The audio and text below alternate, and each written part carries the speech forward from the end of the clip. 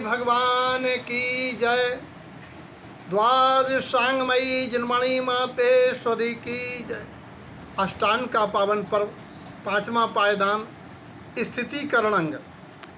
जिनवाणी में इसके अन्य नाम है ठिदिकरण, अस्थितिकरण।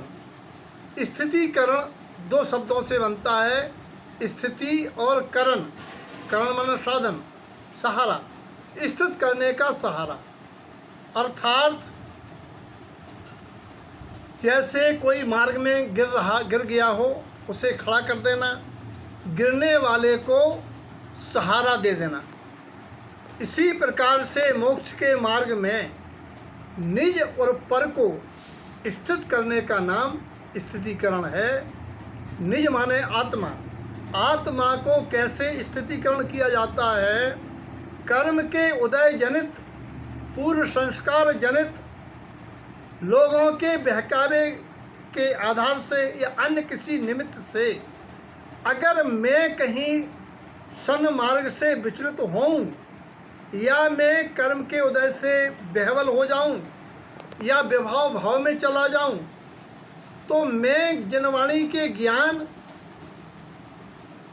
का प्रमाण करते हुए अपने भावों की संभाल करना, अपनी विकारों को निर्मूल करना, ये है निज का स्थितिकरण। पर का स्थितिकरण ये है कि मोक्ष मार्गी जीव अगर किसी कर्म के उदय के निमित्त से मार्गच्युत हो जाएं, तो उनको विनम्रतापूर्वक पूछ करके प्रश्न की भाषा में कि क्या ऐसा है, क्या जिनवाणी में ऐसा आया है, ताकि वो सचेत हो जाएं। और स्थितिकरण के लिए सबके सामने उनकी कमी ना बता करके अकेले में कहना, ये आपका कार्य जिन मार्ग की विरुद्ध है, जिन मार्ग की अप्रभावना का निमित्त है। ऐसे यथायोग जैसा पात्र हो, उसको समझा बुझा के अकेले में उसकी कमी बता के उसको स्थित करना। घर में भी स्थितिकरण के लिए अपन को उनका सहारा बनना, सहयोग करना। अगर कोई साधर्मी कर्म के उदय से दर्द हो गया है, परेशान है, तो उसकी मदद कर देना, ताकि वो अपना जाति परिवर्तन ना कर ले। आज ईसाई मिशनरी कितने लोगों को उनके आश्रय बन के धर्म परिवर्तन का कारण बन जाती है। अगर वास्तव में स्थितिकरण अंग करना है, तो अपने साधर्मियों पर व्यंग्य नहीं, अपने परिवारजन की आलोचना नहीं, टोका टाकी नहीं, उनकी कमी को समता में सह करके उनको सुधरने का मौका देना।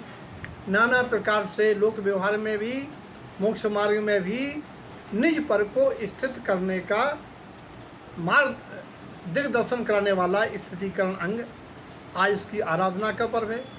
पृथ्वान योग के अंतर्गत शरणिक पुत्र बारसेन जो मुनि हो गए थे, बचपन में उनका एक मित्र भी पुष्पडाल मुनि हो गया था।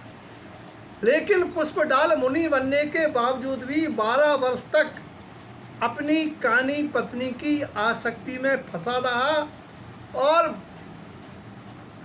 लोगों से पूछता, वो कैसी हैं, वो कैसे हैं।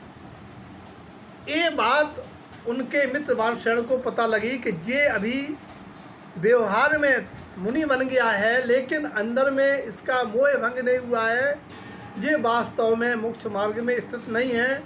तो उनको किसी बहाने से अपने पूर्व पर्याय के घर में, जहाँ सुंदर से सुंदर 32 रानियाँ उनकी पूर्व पर्याय की उस राजमहल में रहती थीं, लवा गए और सीधे प्रवेश करते चले गए। माँ घबरा गई, क्या हो गया मेरे बेटे को, क्या इसने जिनमार्ग छोड़ दिया।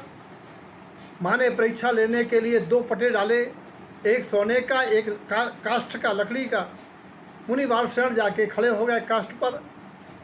पुष्पडाल ने सोचा, अरे सोने का पटा, उस पर चढ़ गए। बाद में माँ से बोले, मेरी सभी रानियों को बुलाओ। माँ ने सोचा बात क्या है, बुलाया। पुष्पडाल से बोले इनमें से देख लो कौन सी तुम्हें पसंद हो। घबरा गए, नीचे की जमीन खिसक गई पुष्पडाल मुनि की।